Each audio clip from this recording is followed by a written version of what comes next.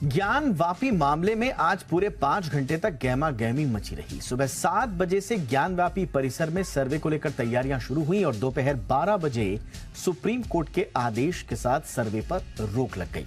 सुबह 7 से 12 बजे तक क्या क्या हुआ, 5 घंटे का पूरा घटनाक्रम देखिए इस रिपोर्ट में।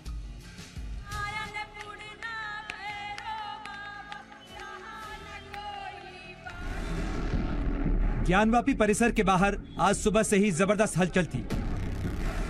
वाराणसी कोर्ट के द्वारा ज्ञानवापी का सर्वे कराने के फैसले के बाद आज का दिन बेहद खास था। हिंदू पक्षकारों और समर्थकों के साथ आम लोगों की भीड़ भी मौजूद थी, लिहाजा ज्ञानवापी परिसर के बाहर सुरक्षा के कड़े इंतजाम किए गए थे। सुबह 7 बजे के करीब एएसआई की टीम ज्ञानवापी पहुंची।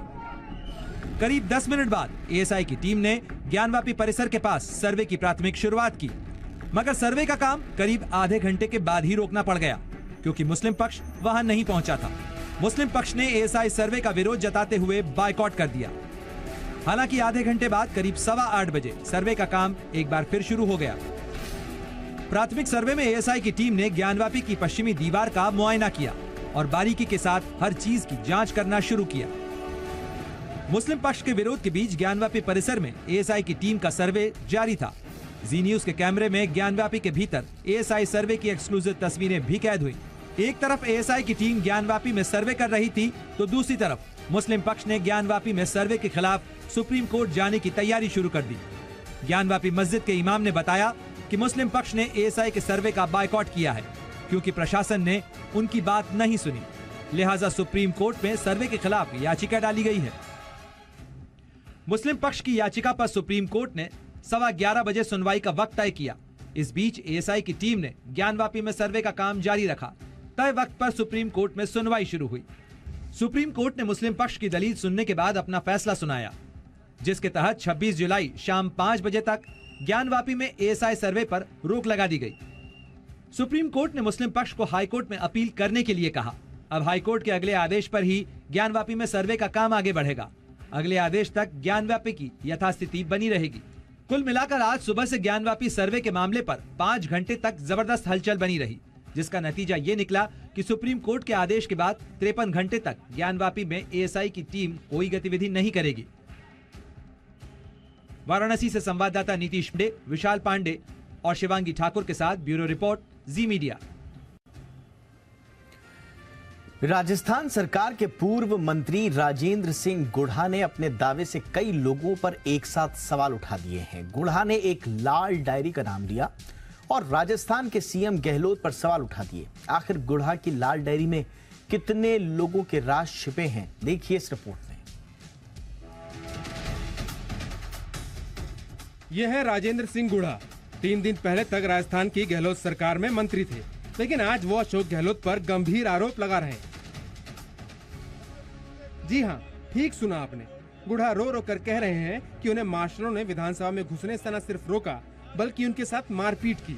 गुढ़ा यही नहीं रुके और दावा किया कि उनके साथ अपमानजनक बर्ताव हुआ है। अब हम आपको बताते हैं कि राजस्थान के इस पूर्व मंत्री को ऐसा क्या हुआ कि वो अचानक अपने सीएम अपनी ही सरकार के खिलाफ हो गए। दरअसल 3 दिन पहले अशोक गहलोत ने इन्हें अपनी सरकार से निकाल दिया, बतौर मंत्री बर्खास्त कर दिया।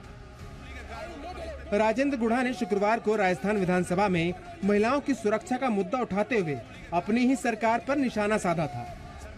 ये सच्चाई है कि हम महिलाओं की सुरक्षा में असफल हो गए और ये राजस्थान में जिस तरीके से अत्याचार बढ़े हैं महिलाओं के ऊपर, मणिपुर के बजाय हमें अपने गिरेबान में झांकना है। सीएम अशोक गहलोत ने इस बयान का जवाब गुढ़ा को बर्खास्त करके दिया और राजस्थान की राजनीति देखते ही देखते लाल हो गई। गुढ़ा ने आरोपों की झड़ी लगा दी। हमारी बहन बेटियों ने हमें इस उम्मीद के साथ, मेरे उदयपुर वाटी, मेरे शेखावाटी की बहन बेटियों ने इस उम्मीद के साथ हमें विधानसभा में भेजा था। हम उनकी हिफाजत के लिए, उनकी कुशलता के लिए अच्छे काम करेंगे वहां बैठ के। और जब मैंने इतना सा ही तो कहा था कि मणिपुर में जो हो रहा है वो शर्मनाक है, लेकिन हमारे यहाँ अपने गिरिबान में भी झांक लो, हमारे रोज क्या हो रहा है। ऐसा नहीं है कि राजेंद्र गुढ़ा के बोल गहलोत को खल नहीं रहे थे। गुढ़ा को बाहर का रास्ता दिखाने के बाद गहलोत मीडिया के सामने आए और कहा कि ये घर की बात है। ये हमारी पार्टी का अंदरूनी मामला है और इस पे हम लोग अपने हिसाब से चर्चा करते हैं।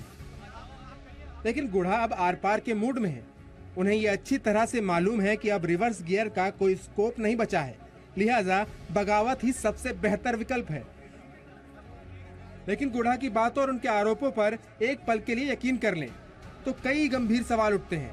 मसलन ये कि गुढ़ा की लाल डायरी में आखिर ऐसा क्या था कि उन्हें कुर्सी गंवानी पड़ गई। अब गुढ़ा की लाल डायरी का सच क्या है, या फिर वो आरोप जिसमें कहा जा रहा है कि गुढ़ा बीजेपी के साथ मिलना चाहते थे। शशि मोहन, जी मीडिया, राजस्थान। इलॉन मस्क ने ट्विटर का ब्रांड इमेज और लोगो बदलकर एक्स कर दिया है। आखिर इलॉन मस्क का एक्स से क्या नाता है और ट्विटर से नीली चिड़िया अब उड़कर एक्स जो हो गई है, इसके पीछे की क्या कहानी है, देखिए इस रिपोर्ट में।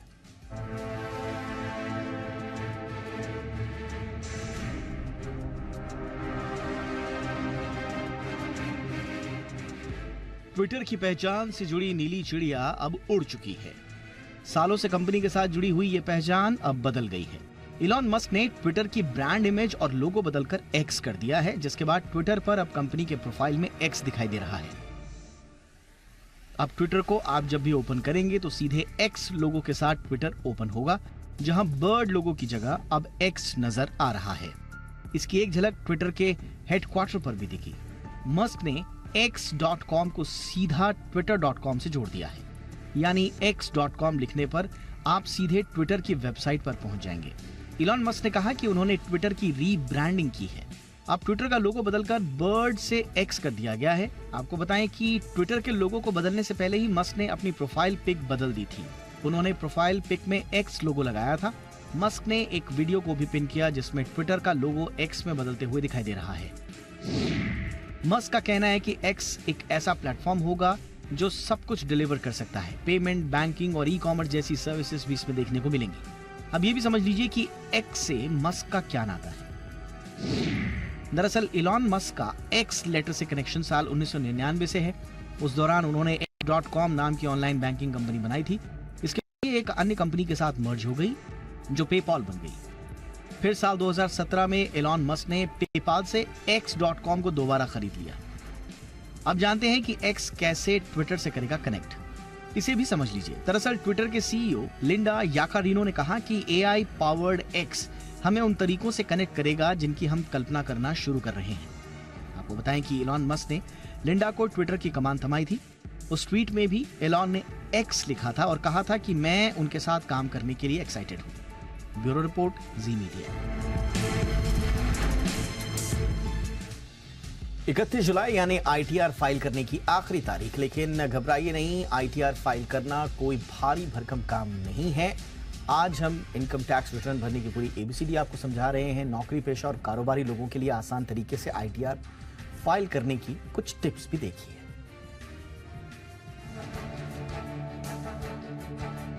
आईटीआर फाइलिंग की आखिरी तारीख 31 जुलाई है, लेकिन इस बार आईटीआर फाइलिंग पर सरकार की पैनी नजर होगी। खासकर सैलरीड यानी नौकरी पेशा लोगों की ओर से टैक्स बचाने के लिए अपनाए जाने वाले फर्जी तरीके को आयकर विभाग स्क्रूटनी करेगा। कई बार लोग टैक्स बचाने के लिए फर्जी कागजातों का सहारा लेते हैं। इनमें हाउस रेंट से जुड़ी रसीद और होम लोन के अगेंस्ट एक्स्ट्रा क्लेम्स के बारे में झूठे दावे शामिल होते हैं। लेकिन यह चालाकी किसी के लिए मुसीबत का सबब बन सकती है। पहले होता था कि लोग फर्जी रसीदें लगाकर रेवेन्यू डिपार्टमेंट की आंखों में धूल झोंकते थे, लेकिन अब आयकर विभाग आईटीआर की जांच के लिए एक ऐसे सॉफ्टवेयर का सहारा ले रहा है जिससे फर्जी डॉक्यूमेंट्स को पकड़ना आसान होगा। आयकर विभाग की माने तो कुछ लोग अपना घर होने के बावजूद भी रेंट स्लिप का इस्तेमाल करते हैं, जो कि टैक्स बचाने का एक गलत तरीका है। अगर किसी का डेटा कंप्यूटर जांच के दौरान सही नहीं पाया गया तो आयकर विभाग उसे नोटिस भेज सकता है। मतलब फर्जी रेंट स्लिप लगाने वालों की मुसीबतें बढ़ सकती है। इसी तरह की फर्जीवाड़े में शामिल टैक्स पेयर्स के साथ साथ इस काम में इनकी मदद करने वालों पर भी गाज गिर सकती है। इसलिए इंडिविजुअल टैक्स पेयर्स को आईटीआर भरते समय ज्यादा सावधान रहने की जरूरत है और केवल सही दावे ही करने में भलाई है। वहीं एनजीओ, पॉलिटिकल पार्टीज को डोनेशन जैसे छूट का लोग बेजा फायदा उठाते रहे हैं। लोग 2 से 3% के कमीशन पर एनजीओ, पॉलिटिकल पार्टीज को डोनेशन देकर टैक्स छूट लेते रहे हैं। ऐसा करने वालों पर भी सरकार सख्त हो गई है। अब आईटीआर भरने की बात करते हैं। सबसे पहले इनकम टैक्स के ई फाइलिंग पोर्टल पर जाना होगा। इसके बाद होम पेज पर अपनी यूजर आईडी और पासवर्ड की मदद से लॉगिन करें। डैशबोर्ड पर जाकर एआईएस यानी एनुअल इंफॉर्मेशन स्टेटमेंट और 26AS जरूर चेक करें। एआईएस में आपके पूरे साल के पैसे के लेन देन का हिसाब होता है। जो भी लेन देन बैंकों के जरिए हुआ होगा और जहां आपका पैन नंबर गया होगा, वो सब कुछ एआईएस पर दर्ज होता है। अब आप अपनी टैक्स आय और टीडीएस कैलकुलेशन के हिसाब से अपना आईटीआर फॉर्म चुनें। यहाँ आईटीआर फॉर्म 1 को चुनना होगा। आईटीआर भरने पर कैलकुलेशन के हिसाब से टैक्स लायबिलिटी बनती है, तो अभी भुगतान करें और बाद में भुगतान करें का विकल्प चुनें। अब आप अपने आईटीआर का प्रीव्यू देख सकते हैं। यहाँ से प्रोसीड टू वैलिडेशन पर क्लिक करना होगा। अब आपको आईटीआर वेरीफाई करना होगा। इस तरह आपका आईटीआर सबमिट हो जाएगा। आप यहाँ से अपनी आईटीआर रिसीट डाउनलोड कर सकते हैं। तो फिर देर किस बात की? अगर आपने भी अभी तक आईटीआर नहीं भरा है तो 31 जुलाई का इंतजार करने से अच्छा है भरने के लिए तैयार हो जाएं। हाँ, ख्याल रखें, गलत जानकारी कतई न भरें, वरना परिणाम भुगतने के लिए भी तैयार रहें। ब्यूरो रिपोर्ट, जी मीडिया। और आइए शुरू करते हैं हमारी आज की कवर स्टोरी।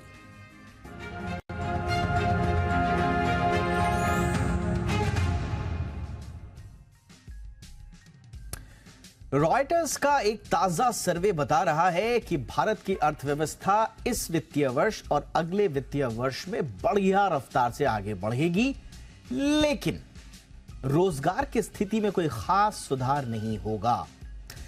भारत ने एक बड़ा संकल्प लिया है और बड़ा सपना देखा है। यह सपना है अगले 25 सालों में विकसित राष्ट्र बनने का। हाल ही में हमारी यात्रा अगर आप देखें तो काफी शानदार रही है। करीब 9 वर्षों में ही हम दुनिया की 10वीं अर्थव्यवस्था से 5वें नंबर की अर्थव्यवस्था बन गए। और यही नहीं, दुनिया भर के जानकार ये बता रहे हैं कि कुछ ही वर्षों में भारत दुनिया की शीर्ष 3 अर्थव्यवस्थाओं में शामिल भी हो जाएगा। भारत की बढ़ती प्रति व्यक्ति आय और एक बढ़ता और उभरता हुआ कंज्यूमर मार्केट भारत ही नहीं पूरी दुनिया के लिए खास आकर्षण का केंद्र बन रहा है। दुनिया की अर्थव्यवस्था में सिर्फ अपनी मौजूदगी से ही बदलाव लाने वाले बड़े बड़े ब्रांड्स आज भारत में संभावनाओं को तलाश रहे हैं। भारतीय कंज्यूमर उन्हें लुभा रहा है। सरकार ने पीएलआई जैसी स्कीम के माध्यम से दुनिया की कई बड़ी बड़ी कंपनियों को भारत लाने में कामयाबी हासिल भी की। जाहिर है भारत के लिए अगले 2.5 दशक बेहद महत्वपूर्ण होने वाले हैं और इन आंकड़ों और सेंटिमेंट से पता चलता है कि भारत के लिए परिस्थितियां अनुकूल भी हैं। लेकिन क्या ये सब अति महत्वाकांक्षी बातें हैं? यह सवाल इसलिए क्योंकि रोजगार के मोर्चे पर हम अब भी सुस्त चाल चल रहे हैं। रोजगार भारत में बड़ा ही संवेदनशील मसला है। कोई भी सरकार खुद को रोजगार विरोधी कहलाना पसंद नहीं करती, लेकिन कई बार रोजगार सरकार की नीतियों से ज्यादा दूसरी परिस्थितियों, खासतौर से ग्लोबल परिस्थितियों और बाहरी और आंतरिक चुनौतियों पर भी निर्भर होने वाला एक विषय बन जाता है। अब जरा वापस आइए रॉयटर्स के सर्वे पर, आपको कनेक्शन समझ में आ जाएगा कि हम रोजगार पर बात क्यों कर रहे हैं। रॉयटर्स ने तकरीबन 53 अर्थशास्त्रियों से बातचीत की और इस आधार पर निष्कर्ष ये निकाला कि मौजूदा वित्तीय साल के लिए भारत 6.1 की रफ्तार से ग्रोथ तो करेगा। स्वाभाविक रूप से आंकड़ा दुनिया भर की कई दूसरी बड़ी अर्थव्यवस्थाओं की अनुमानित ग्रोथ आंकड़ों से ज्यादा है, लेकिन यह सर्वे एक बहुत बड़ा प्रश्न चिन्ह भारत के जॉब आंकड़ों पर भी लगाता है, प्रोजेक्शंस पर भी लगाता है। सर्वे कहता है कि ग्रोथ को अगर मजबूत जॉब क्रिएशन से सपोर्ट नहीं मिलेगा तो मुश्किल बनी रहेगी। विश्व बैंक प्रमुख अजय बंगा ने भी हाल ही में एक बयान दिया था और कहा था कि भारत की ग्रोथ स्टोरी की चाबी जो है वो जॉब क्रिएशन में ही है। आज दुनिया भर की कंपनियां चाइना +1 की स्ट्रेटेजी अपना रही हैं, जिसके तहत वो चीन से बाहर अपनी मैन्युफैक्चरिंग यूनिट स्थापित कर रही हैं। लेकिन क्या चीन के बाद भारत उनकी पसंद बन रहा है? यह एक बड़ा सवाल है।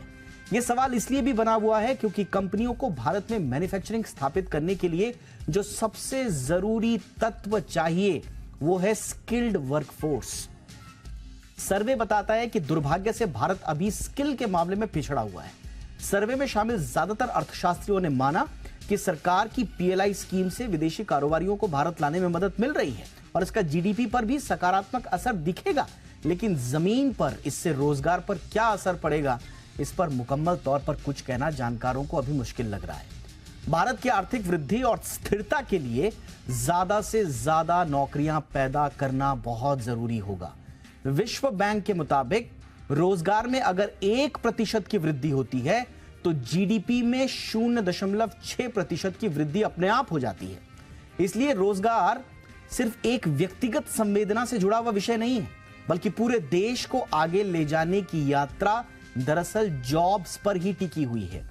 जितनी ज्यादा जॉब्स उतनी ही मजबूत डिमांड, उतना ही ज्यादा बिजनेस एक्सपेंशन और फिर उतनी ही ज्यादा नई नौकरियां, यानी नई नौकरियां और ज्यादा नई नौकरियों की कुंजी है। आप कह सकते हैं कि नौकरियां ही नौकरियों को खींचती हैं।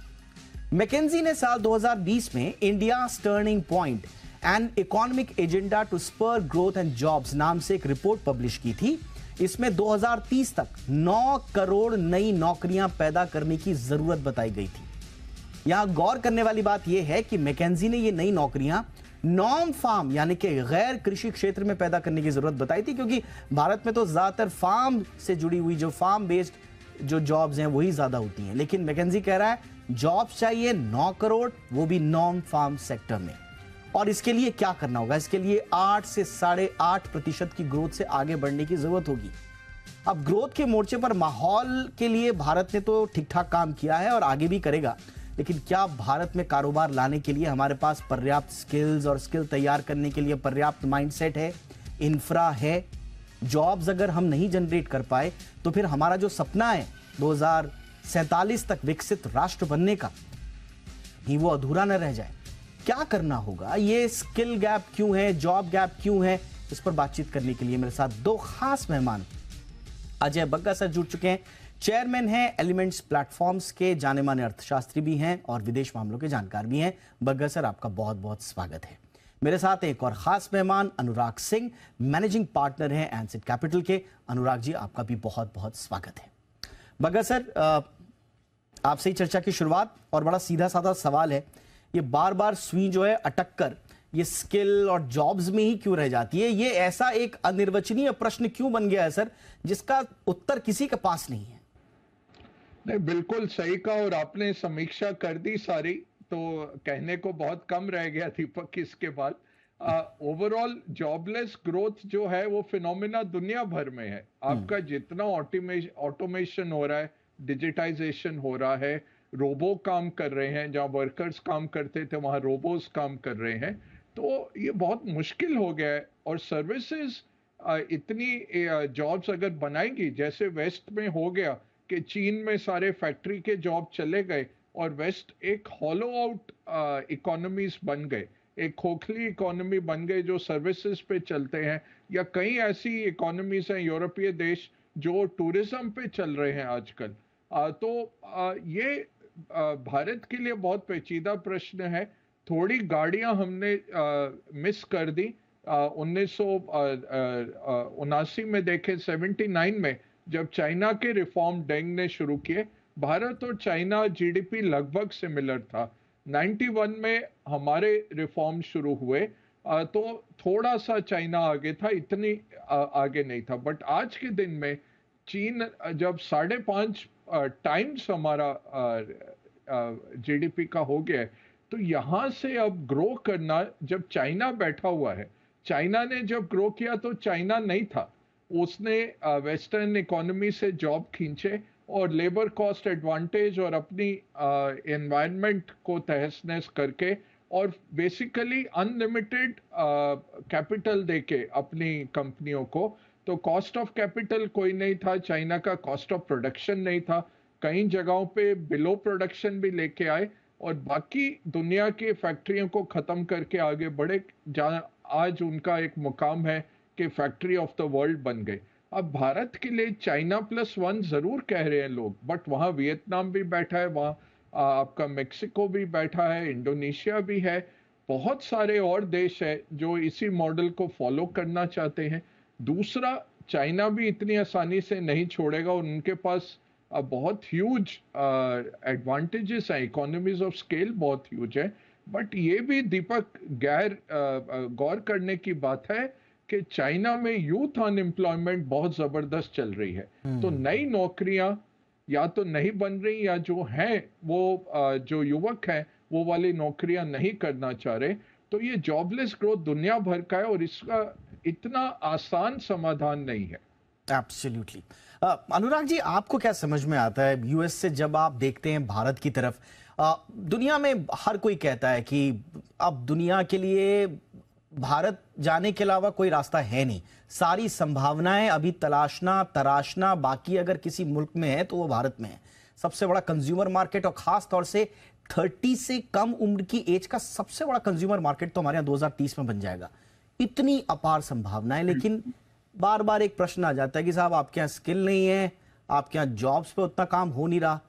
क्या आपको इसका बुनियादी मसला समझ में क्या आता है? सो दीपक, एक तो आपने काफी कवर कर दिया, बाकी अजय सर ने कवर कर दिया है, तो अब मेरे लिए जो पॉइंट बचते हैं मैं उनको कहने की कोशिश करता हूँ। देखिए दीपक, स्किल का question important, no doubt, right. अब आप मोटा मोटा इंडिकेटर्स देख लीजिए। हमारा जो इन्वेस्टमेंट होता है, government investment to education and health care, India is at 1% of GDP in health care. Compare कीजिए, South Africa is 9%, Brazil is 3.5%, South Korea is 4%, right. और ये कंट्रीज वो हैं जो, South Korea already developed country है, then also it is spending 4-5%। Education पे देख लीजिए दीपक, हम 2% से कम स्पेंड करते हैं। साउथ अफ्रीका 5% करता है, ब्राजील 4% करता है, US despite privatisation and everything in education 3.5% still करता है। कहीं ना कहीं दीपक एक पॉइंट इज, जो ये बुनियादी सवाल जरूर है कि जो क्वालिटी ऑफ वर्कफोर्स हम प्रोड्यूस कर रहे हैं दीपक, उसकी जो क्वालिटी होगी उसी हिसाब से वो जॉब्स क्रिएट करेगी या जॉब्स ढूंढेगी, और उसी हिसाब से उनकी प्रोडक्टिविटी रहेगी। और यहाँ पर ये बात बिल्कुल जायज है कि हमारी जो स्किल्ड वर्कफोर्स है उसकी क्वालिटी में इंप्रूवमेंट की जरूरत है। और वो अगर ये इन्वेस्टमेंट टू जीडीपी, अगर आप देखें हमारा बजट दीपक, मैक्रो इंडिकेटर्स, तो सब्सिडीज में पैसे ज्यादा खर्च होते हैं और एजुकेशन एंड हेल्थ केयर में कम होते हैं। तो वन इज दिस पॉइंट जो कि बिल्कुल जायज है। सेकंड दीपक, एक तरफ ये भी है सवाल कि हमारा लेबर फोर्स पार्टिसिपेशन भी कम है। अब इसको आप कैच 22 कह सकते हैं, बट लेबर फोर्स पार्टिसिपेशन ये रहता है कि जो आपकी एम्प्लॉयबल वर्कफोर्स है बिलो 60, बिलो 55, फ्रॉम 18 to 55, उसके कितने लोग काम कर रहे हैं वक्त, वो India is at 42%। Of late वो ड्रॉप हो गया है 45% से पिछले 15 साल से। नॉर्मली ये 60% होता है। और दीपक ये इसलिए है बिकॉज हमारा women participation in labour force is just about 20%, जो कि और मेन 60% है, तो कुल मिला के ये 40 पे आंकड़ा एवरेज आके बैलेंस होता है। विच मीन्स दीपक के अगर 100 लोग देश में पैदा होते हैं तो जीडीपी कंट्रीब्यूशन सिर्फ 40 लोग ही कर पा रहे हैं। Despite that, so one is that answers to your point कि क्यों हमारा ग्रोथ रेट कम हो रहा है, बिकॉज दीपक एक लेबर फोर्स पार्टिसिपेशन ही कम है टू स्टार्ट विद, और उसका डिवीजन मैंने बताया। सेकंड इज द प्रोडक्टिविटी, जिसका डिस्कशन हम अभी कर ही रहे हैं कि वो प्रोडक्टिव नहीं है, स्किल्ड नहीं है। तो ये हमारे लिमिटेशंस हैं, दैट्स व्हाई हम सुपर नॉर्मल नहीं ग्रो कर पा रहे हैं लाइक चाइना डिड। और वहां पर दीपक लगता है कि काम करने की जरूरत है। एब्सोल्युटली। ये आपने जो बोला ना, हमारा एम्प्लॉयबल जो वर्कफोर्स है, उस वर्कफोर्स में सबसे बड़ी चुनौती ही एम्प्लॉयबिलिटी की है। जो काम करने लायक हमारे यहाँ युवा हैं, उनकी एम्प्लॉयबिलिटी कितनी है, इसके एक 2019 में बहुत शानदार सर्वे आया था। जो हमारे यहाँ से एमबीएज निकल रहे हैं 55 से 60% अनएम्प्लॉयबल हैं।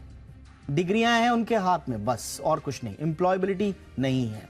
इसी तरह से जो बीटेक करके इंजीनियर्स निकल रहे हैं 70-75% वो भी अनएम्प्लॉयबिलिटी का शिकार है, वो भी एम्प्लॉयमेंट के लायक अभी नहीं है, डिग्रियां उनके हाथ में है। लेकिन अब क्योंकि हमें विकसित राष्ट्र बनना है, जाहिर सी बात है दुनिया की कंपनीज हमारे यहाँ आएंगी, वहां के लिए स्किल ले। एक स्किल इंडिया करके हमने एक अभियान चलाया था, उस पर अब गाहे बगाहे ही बात होती है। क्या उसका एक रिव्यू करने की आवश्यकता है? क्या एक बार फिर से बुनियादी रूप में जो स्किल्स तैयार होनी चाहिए, गांव खेड़े नुक्कड़ चौराहे वाली जो स्थिति है, वहां तक क्या हमें जाकर अब अपनी स्किल्स को निकालना होगा या स्किल अप करना पड़ेगा लोगों को? क्या अब इसकी जरूरत आन पड़ी है?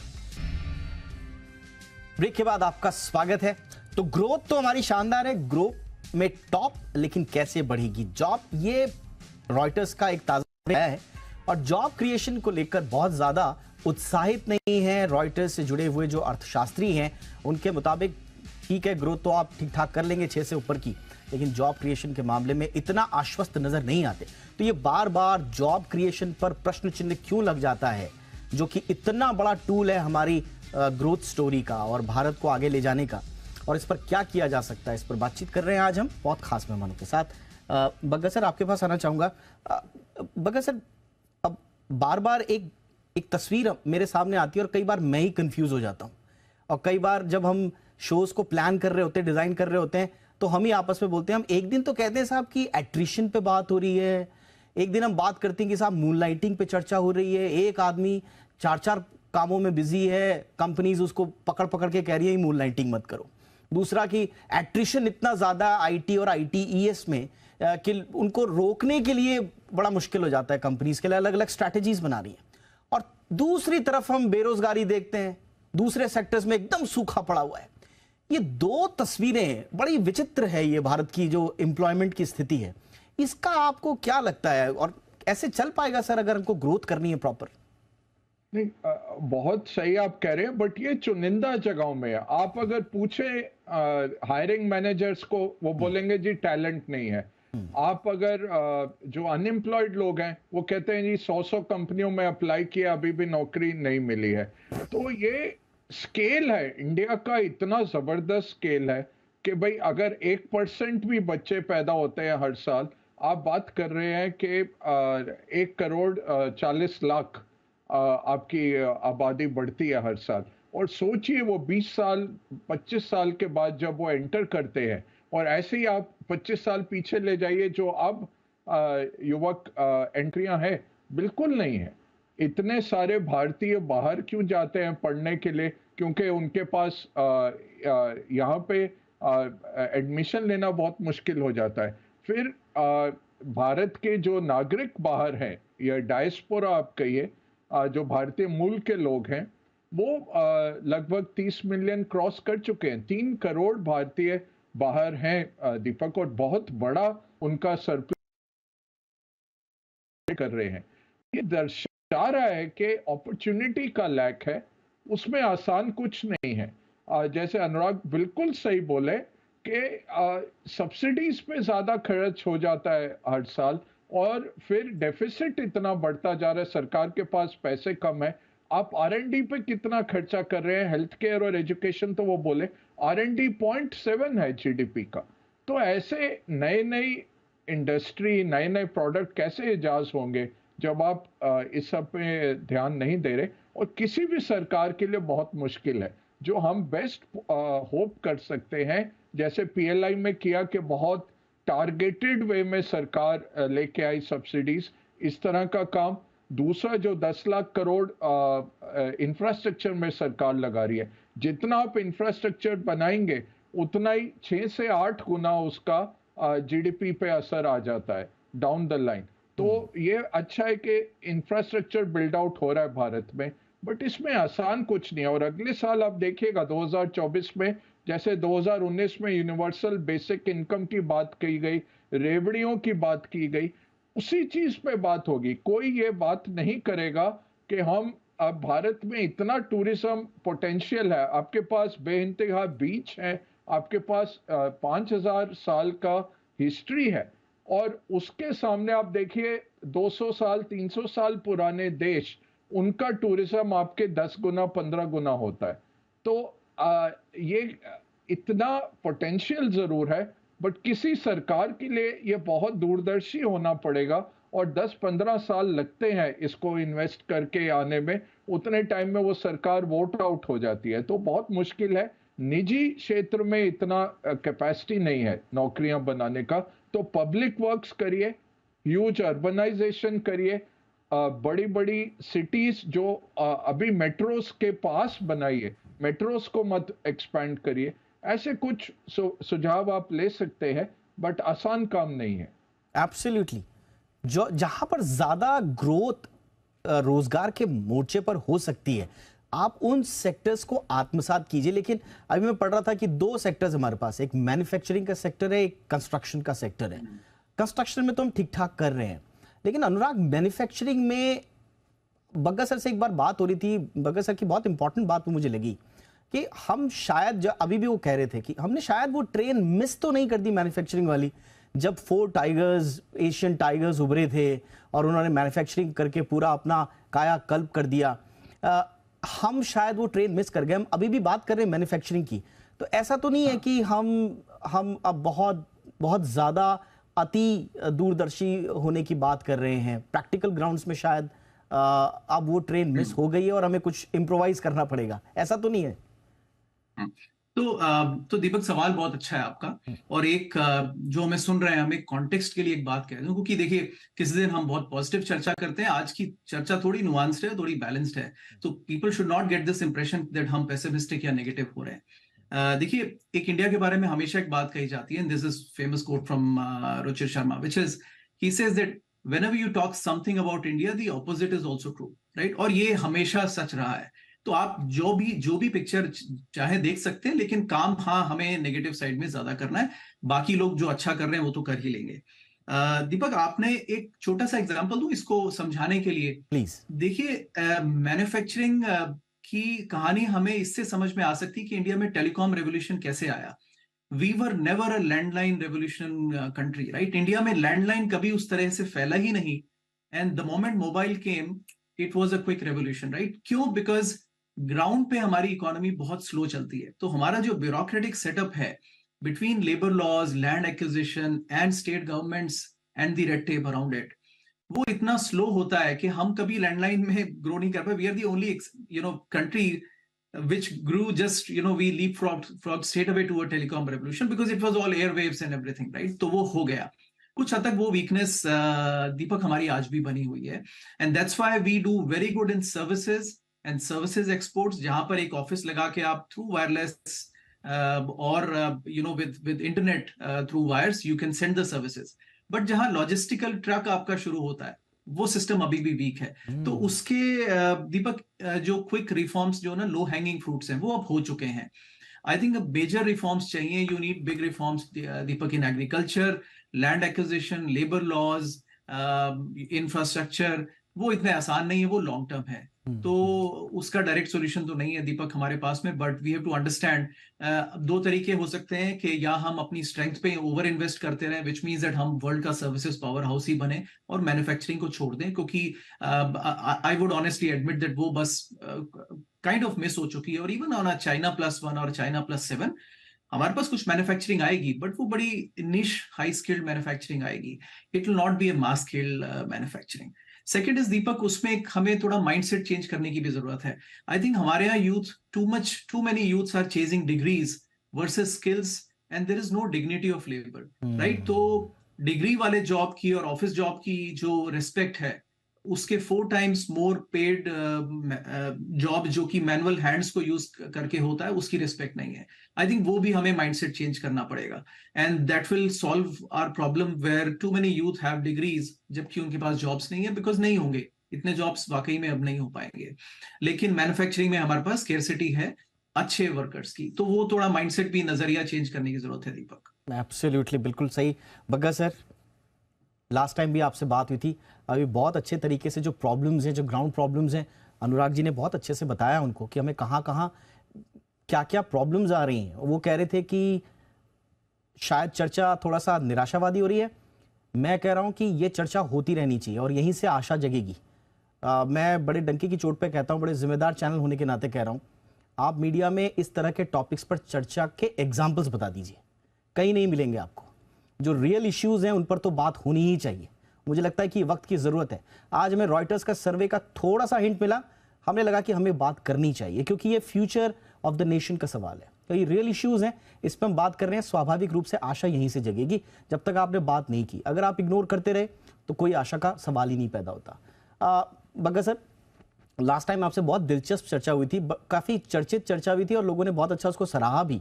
जब हमने बात की थी कि China+1 में हमारी ट्रेन कहाँ छूट रही है, लोग हमें छोड़कर वियतनाम क्यों चले जा रहे हैं, जहां पर अब ऑफिस लेने की जगह भी नहीं बची है। क्या हमारे पास अभी वो विंडो बची है सर कि हम अभी भी आकृष्ट कर सके? कोशिश तो बहुत हो रही है, इसमें कोई शक नहीं है, सरकार को क्रेडिट देना होगा, वो कोशिश अपनी तरफ से कर रहे हैं, लेकिन कुछ परंपरागत प्रॉब्लम्स हैं जिनको हम शायद सही तरीके से एड्रेस नहीं कर पा रहे। क्या करना होगा बग्गा सर? देखिए, एक तो प्रोडक्टिविटी और स्किल की जो बात की, बट अभी आप क्या कर सकते हैं, करप्शन के अगेंस्ट मुहिम आप छेड़ सकते हैं।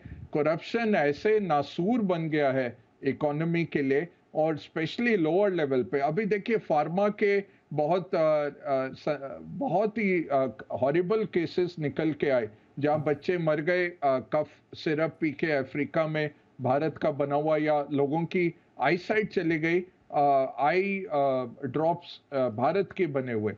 और हमने देखा कि सब लोग उसमें डिनायल में थे, और ये जो इंस्पेक्टर जो इंचार्ज थे ड्रग्स के, उन्होंने कोई फॉलो थ्रू नहीं किया। भाई किसने बनाया, किसने इथाइल अल्कोहल डाल दिया खाने के सामान में या कफ सिरप में जो बच्चों को दिया गया। अब इस तरह का करप्शन बहुत जबरदस्त है, और वो चाइना की क्वालिटी बना पाना, वो ऐसे नहीं होगा, इतने लेवल ऑफ करप्शन से नहीं होगा। तो वो मुहिम जरूरत है एक कि करप्शन के अगेंस्ट छेड़ी जाए देश भर में, और लोग जो जिनको पैसे दिए जा रहे हैं काम करने के लिए, वो काम करें अपना। दूसरा, वेल्थ क्रिएटर जो है उसके लिए रिस्पेक्ट चाहिए। अब आप अगर सब्सिडी देंगे भी तो सूट बूट की सरकार के नारे लगने लग जाएंगे पूरे पॉलिटिशियंस के द्वारा। तो अब एंड में जो कैपिटलिस्ट रिस्क ले रहा है और लगा रहा है फैक्ट्रियां, उसको भी तो प्रोटेक्शन की जरूरत है जरूर। तीसरा जो है वो स्किल और प्रोडक्टिविटी का है। आप देखिए, किसी भी वर्कर को आप बुलाइए, घर में काम करना है फैक्ट्री में, इतना पुअर प्रोडक्टिविटी है हमारा। वही आप काम देखिए यूरोप में या यूएस में, उनका वो चार्ज भी आपको 20 गुना 30 गुना ज्यादा करेंगे, बट जो वो एक दिन में काम कर जाएंगे। यहाँ पे आप मजदूर लगाइए, घर में आएंगे 11 बजे, फिर लंच हो जाता है, फिर चाय हो जाती है, 5 बजे सब चले जाते हैं। तो एक महीने का जो काम है 1 साल में किया जाता है। और वही हमारे प्रोजेक्ट्स का भी हाल है। अभी बारिश में देखा है किस तरह से सड़कें धुल गई हैं, सड़कें कोलैप्स हो रही हैं। तो बहुत ज़रूरत है। मैं नेगेटिव नहीं हो रहा हूँ, मैं रियलिस्टिकली बोल रहा हूँ। बहुत हमने एडवांस किया है ज़रूर। और एक बहुत ज़रूरी है, जो जर्मन्स ने बहुत अच्छा किया, मैंने जर्मन बैंक में काम किया, बहुत क्लोजली देखा। हमारे बैंक में भी ऐसे आते थे अप्रेंटिस करके। तो स्कूल, आप 10वीं के बाद भी आपको जरूरत नहीं है पढ़ाई करने की। आपने 10वीं 12वीं की शिक्षा ले ली, उसके बाद अप्रेंटिस शुरू करिए। मैं एनजीओस के साथ काम करता हूं दीपक, जहां मैन्युफैक्चरिंग कंपनियों ने हमें पैसे दिए और हम 6 हफ्ते से 6 महीने तक लोगों को फिटर, वेल्डर, इस तरह के कामों में लगाते हैं, और वो कंपनियां फिर इनको 20,000 25,000 की आय पे ले लेते हैं फैक्ट्रियों में स्टार्टिंग में। वो जो बच्चे आते हैं, उन्होंने जिंदगी में 3 टाइम खाना नहीं खाया कभी, पहली बार हमारे पास आके खा रहे, और वो इतना अच्छा उसके बाद काम कर रहे हैं। बट मैं 1000 लोग हम कर लेंगे ट्रेन, 2000 कर लेंगे। जो ये स्किल इंडिया हुआ, इतनी बड़ी बड़ी कंपनियों ने उसको घेर लिया, और सारा पैसा पता नहीं कहां गया। स्किल तो किसी का हुआ नहीं। उसमें सीएजी ऑडिट करके आप देखेंगे तो पता लगेगा वो पैसा कहां गया और क्या असली स्किलिंग हुआ। इसलिए हम काम करना चाहते हैं कि प्राइवेट कंपनियां हो, बड़ी अच्छी कंपनियां हैं। हमारा काम चलता है एल&टी के साथ, स्नाइडर के साथ, बॉश के साथ। इतना जबरदस्त काम हो रहा है कि सोलर पैनल लगाने के लिए आप ट्रेन कर दीजिए, उसके पास इतना काम है। मोबाइल रिपेयरिंग, हम मोबाइल रिपेयरिंग के स्किल जॉब्स कर रहे हैं। वो हर गांव में आपको एक मोबाइल रिपेयरर तो चाहिए जो बेसिक मोबाइल काम कर सके। अब ये कि एनजीओ कितना कर लेंगे, वो ये सरकारी काम है और बहुत मुहिम की तौर पे करना पड़ेगा। प्रोडक्टिविटी, अप्रेंटिसशिप और skilling for immediate jobs, I think ये 4 हो सकते हैं। ऑलराइट सर, ये वाकई में ये बुनियादी बातें हैं। किसी को बुरी लगे, किसी को कड़वी लगे, ये रियलिटी है। जब तक आप इस रियलिटी से मुंह मोड़े रखेंगे, आप रियल पॉइंट पर आएंगे ही नहीं। इसलिए मैं कह रहा हूं कि बहुत जरूरी है इस तरह के इश्यूज को एड्रेस करना, और बिल्कुल इसी तरह की आसान और स्पष्ट भाषा में, जैसा बग्गा सर ने इस्तेमाल किया। अनुराग, आप कुछ ऐड करना चाह रहे थे? नहीं, दीपक, मैं एक छोटा सा पॉइंट, क्योंकि वो जरूरी हो जाता है। और देखिए, बहुत सारे यूथ इंडिया में और जो हमें सुन रहे हैं अपना समय जाया कर रहे हैं गवर्नमेंट जॉब्स को चेज करने के लिए, डिग्रीज लेकर के 30 साल तक गवर्नमेंट के एग्जाम देते रहते हैं। सर, कोई भी गवर्नमेंट का आदमी आके आपको, कोई भी government official will never come and say that there are no government jobs. Please go, आप स्टेट गवर्नमेंट का और सेंट्रल गवर्नमेंट का बजट देखिए। गवर्नमेंट जॉब्स की पोजीशन इंडिया में हायर करने की है ही नहीं। गवर्नमेंट सेक्टर रिपीटेडली रिड्यूस होता जाएगा, एंड बिकॉज पेंशन लायबिलिटीज भी बहुत ज्यादा हैं। तो गवर्नमेंट जॉब्स में टाइम वेस्ट ना करें। यूथ जो 20-22 साल का है, please, there are no government jobs, don't chase them. कोई प्रोडक्टिव काम में लगिए और करियर को आगे बढ़ाइए। और दीपक, ये इसलिए जरूरी है क्योंकि हमारे बहुत सारे लोग अपने जीवन के 8-10 सबसे प्रोडक्टिव साल दीपक जस्ट वेस्ट कर रहे हैं। एंड दे शुड नो कि कोई भी पॉलिटिक्स में आके आपको ये नहीं बताएगा कि गवर्नमेंट जॉब्स, स्टेट गवर्नमेंट के पास पैसे ही नहीं है सैलरी देने के लिए। Let me tell you, because I am sitting outside India, please read this, read the budget और थोड़ा अवेयर करें अपने आप को। एब्सोल्युटली। देखिए, ये बहुत इंपॉर्टेंट बात आपने बोली। और देखिए, टेक्निकल स्किल के लिए आपको हो सकता है कि आप बोले कि साहब टेक्निकल स्किल तो हर किसी को एक्वायर कहां से करेगा, उसके लिए बड़े बड़े कोर्सेज चाहिए, पैसे चाहिए। फंक्शनल स्किल्स तो ले लीजिए आप, जो बुनियादी चीजें हैं, कम्युनिकेशन है, क्रिटिकल थिंकिंग है, प्रॉब्लम सॉल्विंग है, एजिलिटी है, ये तो ऐसी चीजें हैं जो हमारे कम से कम जहां पर बच्चा एमबीए कर रहा है, जहां पर बच्चा बीटेक कर रहा है, वो तो दे सकते हैं। लेकिन हमारे उन इंस्टीट्यूशंस का क्या हाल है? अगेन वो गाड़ी फिर एम्प्लॉयबिलिटी पे आ जाती है। वहाँ कितना काम हो रहा है, कितना क्वालिटी के टीचर्स हमारे यहाँ हैं, कितना अच्छा एनवायरनमेंट हम दे रहे हैं। तो देखिए, ये इशू बहुत मल्टी लेयर्ड इशू है। एक कॉम्प्रिहेंसिव अप्रोच के साथ दोबारा से मुझे लगता है आना पड़ेगा, तब जाकर हमारा वर्कफोर्स हमारी ग्रोथ स्टोरी का पार्ट बन पाएगा। अदरवाइज हम ऐसे ही बगले झांकते रहेंगे। जब बात आएगी ग्रोथ की, हम आंकड़े दिखाकर खुश हो जाएंगे। जब रियल टर्म्स पे बात आएगी, ग्रोथ जो कि पावर्ड बाय आपका स्किल है, जॉब क्रिएशन है, तब तक असली सूरत हमें नजर नहीं आएगी। बहुत बहुत शुक्रिया। हमेशा की तरह बग्गा सर, आप तो चमत्कृत कर देते हैं अपनी बातों से हमें। मैं हमेशा बिल्कुल स्तब्ध रह जाता हूं आपके बातों सुनकर। Thank you so much. Anurag हमेशा एक बड़ा पर्सपेक्टिव लेकर आते हैं, दूर से भारत कैसा दिखता है और कैसा होना चाहिए, ऐसा शानदार पर्सपेक्टिव जोड़ने के लिए अनुराग आपका भी बहुत बहुत शुक्रिया। सारे जहां से अच्छा हिंदुस्तान हमारा। Thank you so much. ये थी हमारी कवर स्टोरी।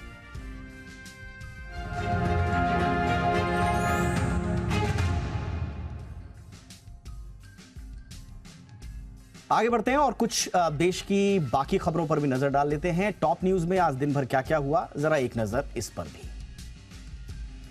तो संसद में मानसून सत्र के तीसरे दिन भी मणिपुर मुद्दे को लेकर जमकर हंगामा हुआ। लोकसभा और राज्यसभा में विपक्षी सांसदों ने नारेबाजी की। हंगामे के चलते संसद के दोनों सदनों को मंगलवार तक के लिए स्थगित कर दिया गया।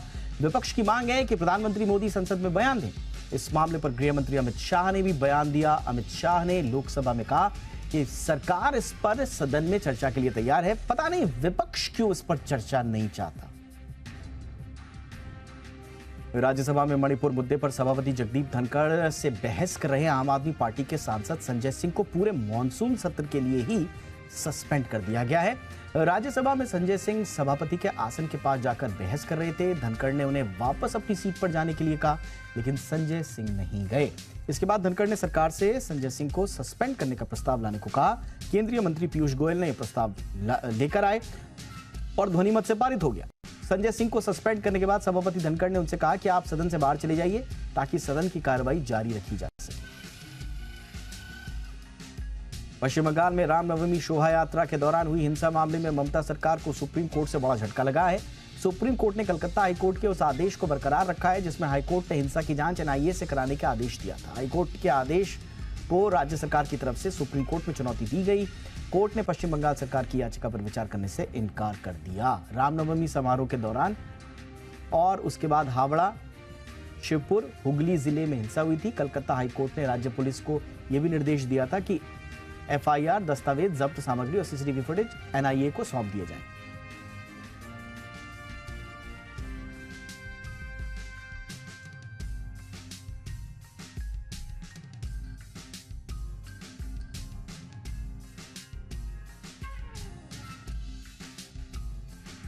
चलिए अब बात करते हैं बाजार की। कारोबारी हफ्ते के पहले दिन बाजार में मुनाफा वसूली का ट्रेंड देखने को मिला। सेंसेक्स करीब 66,380 के लेवल पर बंद हुआ। निफ्टी 72 अंक गिरकर 19,672 के स्तर पर क्लोज हुआ। निफ्टी बैंक 152 अंक गिरकर 45,900 के पार बंद हुआ।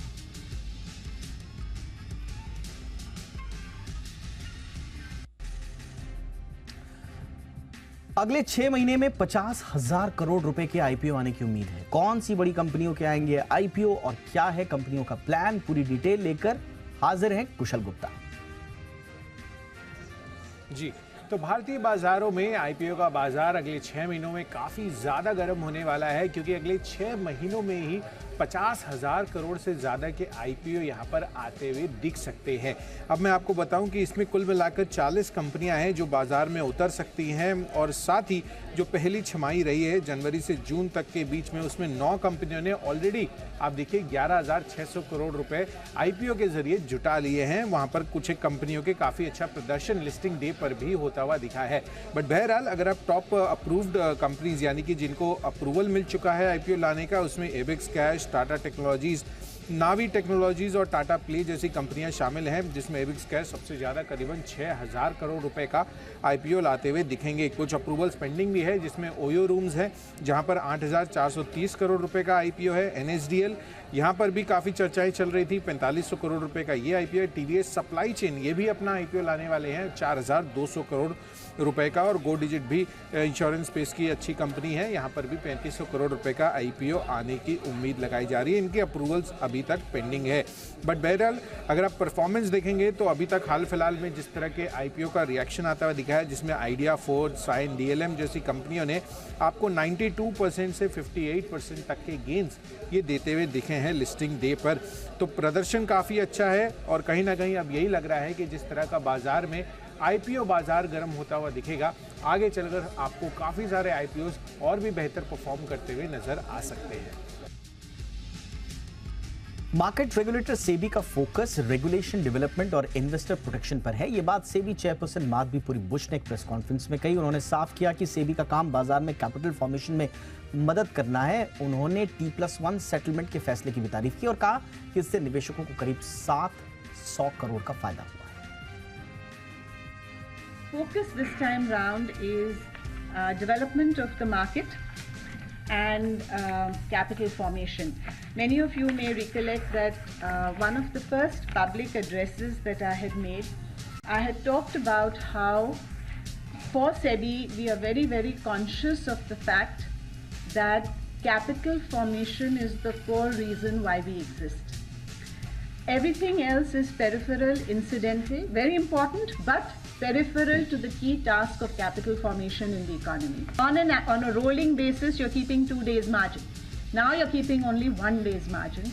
So almost 10,000 crores is the average reduction of the market level margin. And again, this is only for equity cash, because as you know, T+1 settlement, the impact is immediately on equity cash.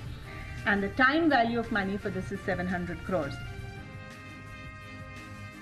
SEBI chairperson ने MCX पर जनवरी 2024 crude contract पर भी स्थिति साफ की। उन्होंने कहा कि नई टेक्नोलॉजी नहीं होने से जनवरी क्रूड फ्यूचर को मंजूरी नहीं मिल रही है।